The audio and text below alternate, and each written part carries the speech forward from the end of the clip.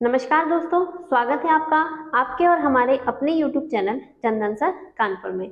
जैसा कि आप सब जानते हैं कि हमारे चैनल पर आप सभी बच्चों के लिए, जो भी बच्चे एसएससी जीडी की तैयारी कर रहे हैं उनके लिए स्पेशल क्लास दी जा रही है और आपको हमारे चैनल पर जीएस और हिंदी दो सब्जेक्ट की तैयारी कराई जा रही है।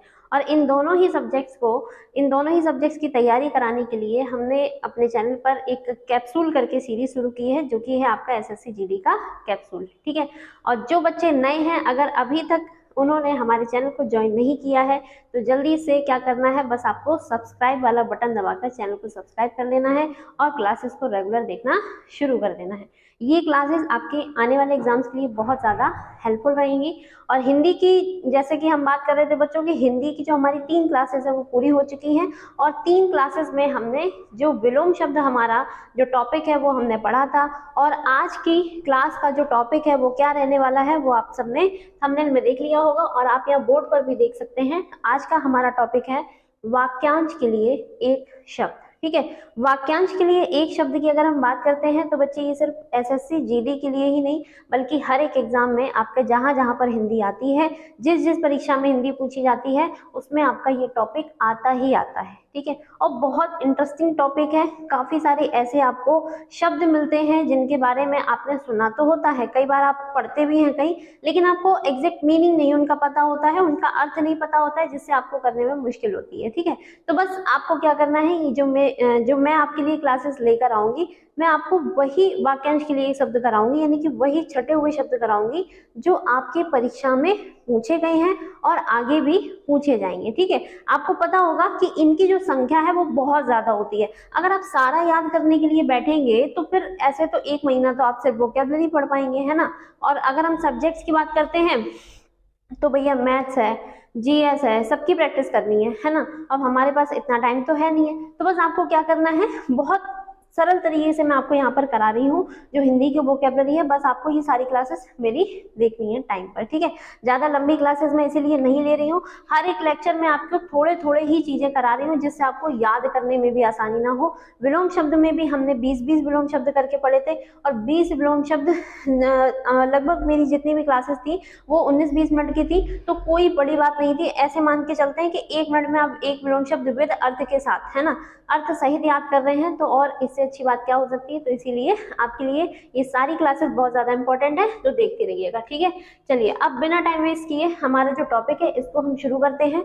चलिए, सबसे पहले तो बच्चे हम देखेंगे जो हमारा पहला सार्थक। देखिए, सबसे पहले तो आप इस टॉपिक को समझ लीजिए कि आपसे पेपर में क्वेश्चन किस किस तरीके से पूछे जाते हैं। सीधा सीधा कभी बोला जाता है वाक्यांश के लिए एक शब्द, कभी बोला जाता है वाक्यांश के लिए सार्थक शब्द बताइए, यानी कि जिससे उस जो वाक्यांश, देखिए अगर हम इसको तोड़ते हैं, वाक्य के अंश के लिए हमें एक शब्द बताना है, यानी कि उस एक शब्द से हम क्या कर सकते हैं, चीजों को ज्यादा तरीके से ज्यादा शब्दों में समझ सकते हैं।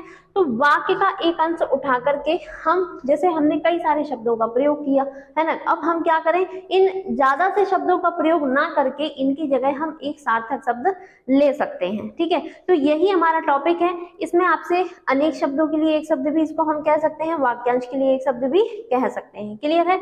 चलिए, सबसे पहला जो बच्चे हमारा शब्द पूछा गया है ये है क्या, किसी पर विजय पाने की इच्छा। ठीक है, यहाँ पर बात किसकी हो रही है, इच्छा की हो रही है, किसकी, विजय पाने की। तो इसके लिए जो आपका शब्द बनेगा ये बनेगा जिगीषा। क्या बनेगा बच्चे, जिगीषा। ठीक है, जिगीषा क्या है, इच्छा है। ठीक है, जो इच्छा है इस शब्द के लिए हम जिगीषा शब्द का यूज करते हैं। कुछ बच्चे कंफ्यूज हो सकते हैं, जैसे आपने कभी कभी जिगीषु भी पढ़ा होगा, तो जिगीषु जो शब्द है इसका मतलब क्या होता है, किसी पर विजय पाने की इच्छा रखने वाला। ठीक है, इच्छा रखने वाला जो व्यक्ति है उसको हम कहते हैं जिगीषु। क्या कहते हैं बच्चे, जिगीषु। ठीक है, किसी पर विजय पाने की इच्छा रखने वाला जो व्यक्ति है उसके लिए हम कौन सा शब्द यूज करेंगे, जिगीषु। और जो इच्छा है उसका जो उसके लिए शब्द है वो कौन सा हो जाएगा आपका, जिगीषा। ठीक है, इच्छा से संबंधित आपके कुछ पेपर में प्रश्न पूछे जाते हैं, जैसे जीने की इच्छा, यानी कि जीने की चाह रखने वाला, तो जिजीविषा, जिजीविषा चाह है, और जीने की इच्छा रखने वाले को हम कहेंगे जिजीविषु। ठीक है, इस तरीके से आपसे क्वेश्चन बनते हैं। अगला जो हमारा बच्चों है ये है आपका पर्वत के ऊपर की समतल भूमि। ठीक है, पर्वत के ऊपर की समतल भूमि, किसी भी पर्वत के ऊपर की जो समतल भूमि है, इस भूमि को हम क्या कहते हैं, ये बहुत बार पेपर में पूछा गया है, तो इसको हम कहते हैं अधित्यका। क्या कहते हैं बच्चे? अधित्यका। और इसी से मिलता जुलता है एक आपका उपत्यका। बहुत सारे बच्चों को कंफ्यूजन रहता है इन दोनों शब्दों में कि अधित्यका क्या होता है और उपत्यका क्या होता है। तो आपको देखिए ध्यान रखना है, पर्वत के ऊपर की समतल भूमि, यानी कि जब हम ऊपर जाएंगे तो ऊंचाई अधिक होगी, तो अधित्यका। ठीक है, और उपत्यका जो होता है वो पर्वत के पास की, ठीक है, यानी कि पर्वत के जो नजदीक की समतल भूमि है उसको हम कहते हैं उपत्यका। क्या कहते हैं बच्चों? उपत्यका। ठीक है, मेरी बातों को बस आप ध्यान रखिए, क्योंकि मैं यहाँ पर बोर्ड पर लिख नहीं रही हूँ, बस मैं आपको समझा रही हूँ, तो बस आपको ध्यान से सुनना है। उपत्यका क्या है? पर्वत के पास की समतल भूमि। और पर्वत के अगर हम ऊपर की समतल भूमि की बात करते हैं तो वो हो जाएगी आपकी अधित्यका। क्लियर है? चलिए आगे बढ़ते हैं। अगला है बच्चे आपका जिसे बुलाया ना गया हो, है ना, जिसे बुलाया ना गया हो, इसको हम कहते हैं अनाहूत। क्या कहते हैं? अनाहूत। और जिसे बुलाया गया हो उसको हम कहते हैं आहूत। क्लियर है? ठीक है, अनाहूत। आहूत का मतलब होता है बुलाना, यानी कि जिसे बुलाया गया हो वो होगा आहूत, और जिसे ना बुलाया गया हो वो अनाहूत। ठीक है, ध्यान रखिएगा।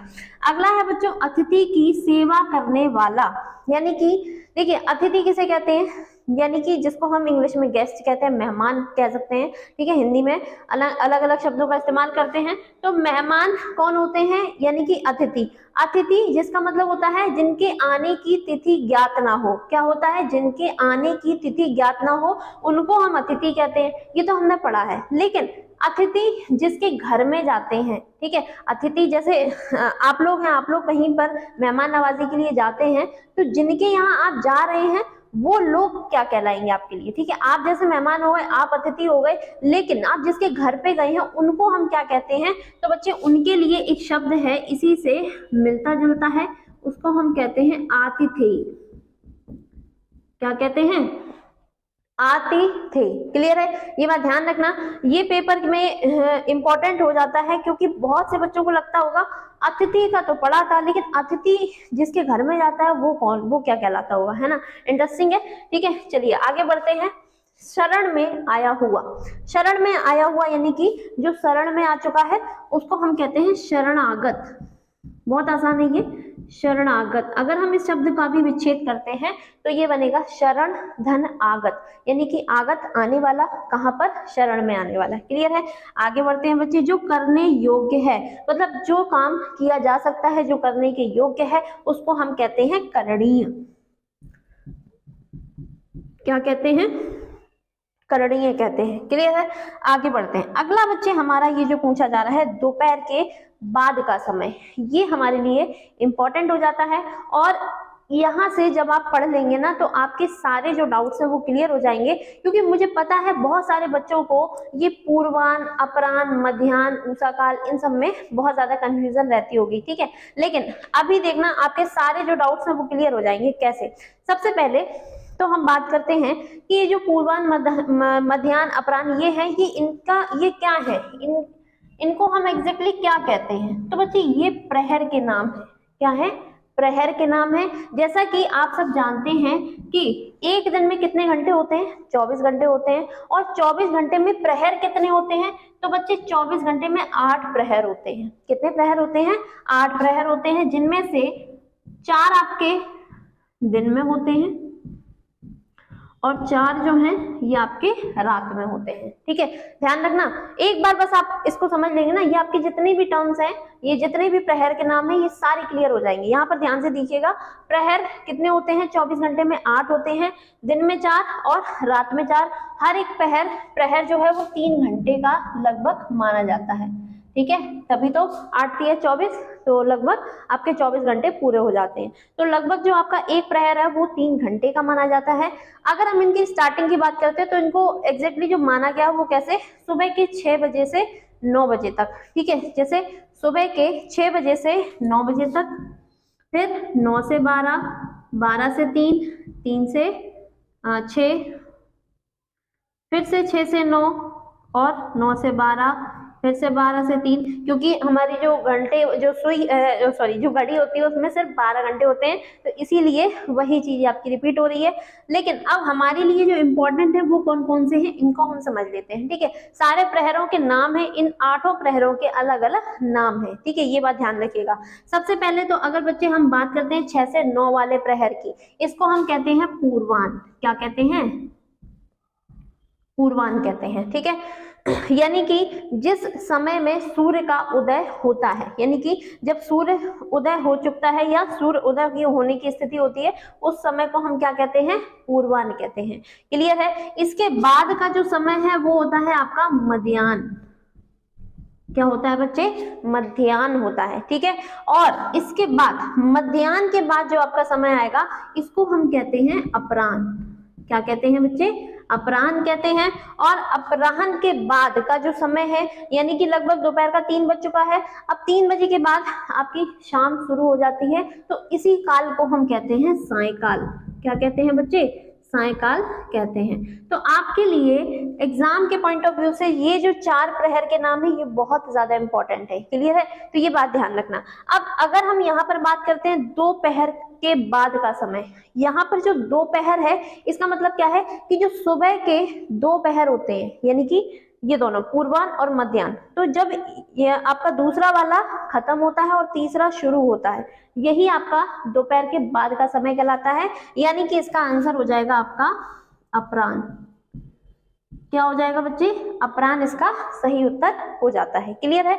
अब इसी से मिलता जुलता आपका ये जो 14 नंबर पे शब्द दिया है इसको और हम देख लेते हैं।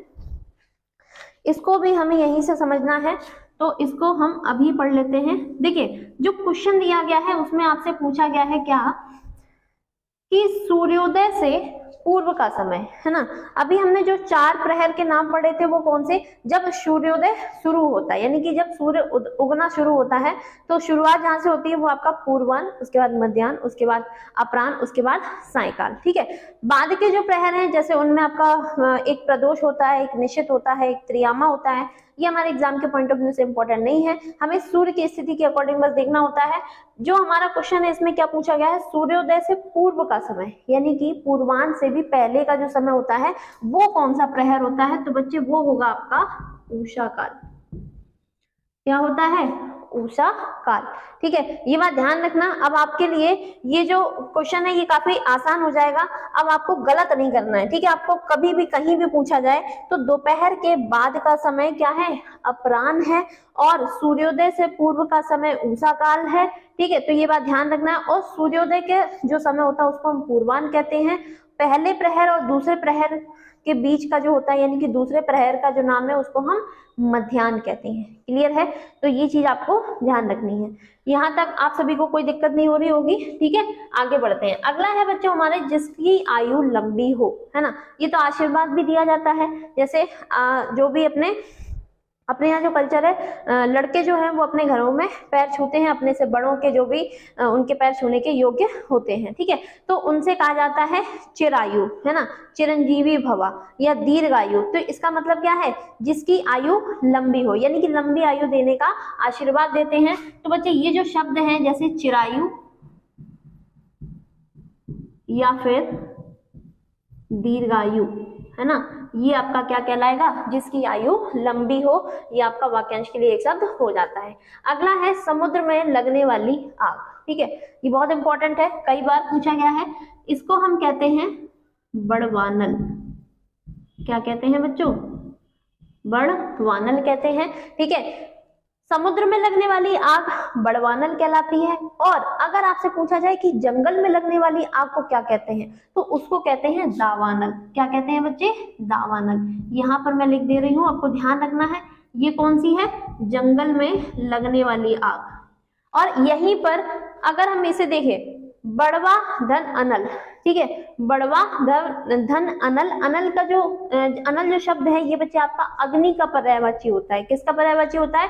अग्नि का पर्यायवाची होता है। तभी कभी कभी बड़वानल की जगह बड़वाग्नि लिखा मिल सकता है, तो आप कंफ्यूज मत होना। तो बड़वाग्नि या बड़वानल क्या है, समुद्र में लगने वाली आग, और दावानल या फिर दावाग्नि ये क्या है, जंगल में लगने वाली आग। ठीक है। और जैसे कभी कभी किसी को पेट में जलन होती है तो उसको भी कहते हैं जठराग्नि। क्या कहते हैं, जठराग्नि। ये बात ध्यान रखना, ये जो शब्द है इसको हम कहते हैं क्या, जठराग्नि, यानी कि जिसके पेट में आग लगती है। पेट में आग लगने का मतलब ऐसा नहीं है कि पेट अंदर से जलने लग जाएगा, पेट में जो जलन होती है, ठीक है, एसिडिटी की वजह से लोगों के जो पेट में जलन होती है, उसी जलन की यहाँ पर बात की जा रही है ना। बहुत मजा आ रहा होगा आपको ये सारी चीजें जानने में। और बस मेरा आपसे यही निवेदन है, यही कहना है कि अगर आपको मेरी ये क्लास अच्छी लग रही है तो आप ज्यादा से ज्यादा इस क्लास को अपना प्यार दीजिए, आप ज्यादा से ज्यादा क्लास को लाइक कीजिए और लोगों तक शेयर जरूर करना। ठीक है, आपके शेयर करने से ही हमें क्या होगा, हम आगे बढ़ पाएंगे और हमें इससे मोटिवेशन मिलेगा और इससे हम आपके लिए और भी ज्यादा अच्छी अच्छी क्लासेस जल्दी जल्दी लेकर आते रहेंगे। ठीक है, तो बस आपको इतना सा बस छोटा सा काम करना है कि क्लास को ज्यादा से ज्यादा लोगों तक शेयर करना है और कमेंट कर दिया करो, बता दिया करो कि क्लास अच्छी लग रही है कि नहीं लग रही है, कैसी लग रही है, कुछ तो लिख दिया करो, कुछ भी बता दिया करो। अगर बुरी लग रही है तो ये भी बता दिया करो कि हाँ बुरी लग रही है, अगर अच्छी लग रही है तो ये भी बता दिया करो कि हाँ अच्छी है, ठीक है, जैसा भी है आप कमेंट में लिख करके बता सकते हैं। ठीक है, चलिए आगे बढ़ते हैं। अगला बच्चे हमसे क्वेश्चन पूछा गया है जिसे प्राप्त ना किया जा सके। ठीक है, अगला हमारा क्या है, जिसे प्राप्त ना किया जा सके, इसको हम कहते हैं अलभ्य। क्या कहते हैं, अलभ्य। लभ्य का मतलब होता है प्राप्त करना, यानी कि जो प्राप्त नहीं होगा तो उसको हम अलभ्य या फिर अप्राप्य भी कहते हैं। क्या कहते हैं बच्चे, अलभ्य या फिर अप्राप्य कहते हैं। इसी से मिलता जुलता आपका एक और बन सकता है, जिसको पाना बहुत मुश्किल हो, है ना, या जो कठिनाई से मिले उसको हम कहते हैं दुष्प्राप्य। क्या कहते हैं, दुष्प्राप्य। क्या कहेंगे, दुष्प्राप्य। तो ये ध्यान रखना है, इसका अर्थ अलग हो जाएगा। जो मिल तो सकता है लेकिन कैसे मिलेगा, बहुत मुश्किल से मिलेगा, उसको हम कहते हैं दुष्प्राप्य। क्लियर है, चलिए आगे देखते हैं बच्चे। अगला हमारा क्वेश्चन पूछा गया है आदि से अंत तक। आदि का मतलब होता है शुरुआत से लेकर जहां तक खत्म होगा। ठीक है, तो शुरुआत से लेकर अगर हम खत्म होने तक की बात करते हैं तो उस समय को हम क्या कहते हैं, इसको हम कहते हैं आद्योपांत। आद्योपांत। क्लियर है, चलिए आगे बढ़ते हैं। जो कठिनाई से भेदा गया हो, भेदा तो गया है लेकिन कैसे भेदा गया है, मुश्किल तरीके से भेदा गया है, तो इसके लिए हमारा जो शब्द बनेगा ये बनेगा आपका दुर्भेद। ठीक है, जो कठिनाई से भेदा गया है, भेदा मतलब जिसमें हम भेद सकते हैं, जैसे तीर से जब हम निशाना मारते हैं तो जो तीर है वो किसी भी अपने निशाने को भेदते हुए निकल जाता है, तो वही आपका भेदना है। तो जो कठिनाई से मतलब जिस भेदा तो है लेकिन थोड़ी सी मुश्किल हुई है उस चीज को भेदने में, तो आपका दुर्भेद हो जाता है। लेकिन अगर आपसे पूछा जाए जो भेदा ना जा सके, यानी कि आप कितनी भी कोशिश कर लो वो भेदा नहीं जा सकता, तो उसके लिए बच्चे हो जाएगा आपका अभेद। क्या हो जाएगा, अभेद हो जाएगा। क्लियर है, चलिए आगे बढ़ते हैं। जिसकी आशा ना की गई हो उसको हम कहते हैं अप्रत्याशित। अप्रत्याशित। ठीक है, बहुत से बच्चों के मन में तुरंत क्वेश्चन आया होगा कि अप्रत्याशित कहेंगे या आशातीत कहेंगे, है ना, कंफ्यूजन होता है ना। तो ये चीज ध्यान रखनी है, जिसकी आशा ना की गई हो, यानी कि जिसकी एक्सपेक्टेशन हो ही ना, सोचा ही ना हो जिसके बारे में, उसको हम कहेंगे अप्रत्याशित। और आशातीत क्या होता है बच्चे, आशातीत होता है आशा से परे, यानी कि जितनी आशा की जाए, यानी कि जितनी उम्मीद लगाई जाए लेकिन उससे बहुत ज्यादा मिल जाए, तो उसको हम कहते हैं आशातीत होना। ठीक है, तो ये चीज ध्यान रखनी है। सूर्योदय से पूर्व का समय ये हम पढ़ चुके हैं। जो बहुत गहरा हो इसको हम कहते हैं अगाध। क्या कहेंगे, अगाध कहेंगे। अगाध यानी कि जो बहुत ज्यादा गहरा हो, ठीक है, जिसकी गहराई बहुत ज्यादा हो, या जिसको हम अथाह भी कह सकते हैं, जैसे अथाह सागर, है ना, जैसे अगाध सागर बोलते हैं ना, इसका मतलब जो सागर है वो बहुत ज्यादा गहरा होता है। क्लियर है, तो बच्चे ये जो थे हमारे आज के वाक्यांश के लिए एक शब्द जो है जो मैंने आपसे शुरू किया था। पहले विलोम शब्द मैंने आपको पढ़ाए हैं और अब जो है हमारा वो दूसरा टॉपिक वाक्यांश के लिए एक शब्द का, ये पहला पार्ट हमारा कंप्लीट हो चुका है। आगे आने वाली क्लासेस में भी मैं आपको इसके अभी और पार्ट्स लेकर आऊंगी जो कि आपके परीक्षा में पूछे गए हैं या आने वाली परीक्षाओं में पूछे जा सकते हैं। तो बस अब आपको क्या करना है, क्लास को लाइक और ज्यादा से ज्यादा लोगों तक शेयर करना है। और अगर चैनल को अभी तक सब्सक्राइब नहीं किया है तो चैनल को सब्सक्राइब जरूर कर लेना। मिलते हैं आपसे अगली क्लास में, तब तक के लिए नमस्कार, जय हिंद बच्चों।